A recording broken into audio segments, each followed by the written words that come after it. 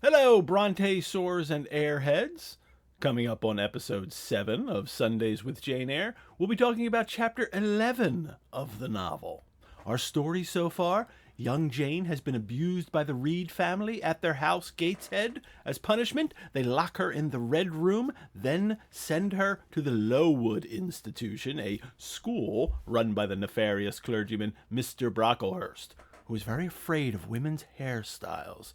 There, Jane becomes best friends with the saintly Helen Burns, who promptly fulfills her saintly destiny and dies.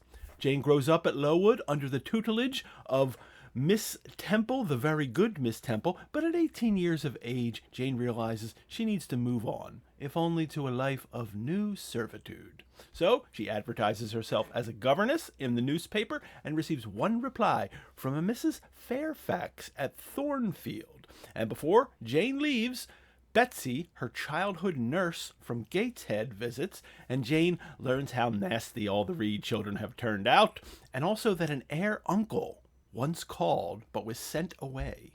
In chapter 11, Jane will travel to Thornfield to discover that Mrs. Fairfax is only the housekeeper. She will meet her new charge, the 8-year-old Adele, learn that Mr. Rochester, the master of the house, is away, and Jane will hear strange laughter coming from the attic.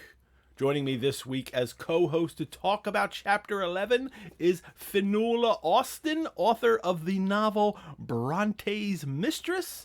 You don't want to miss the next episode of Sundays with Jane Eyre from the Rosenback.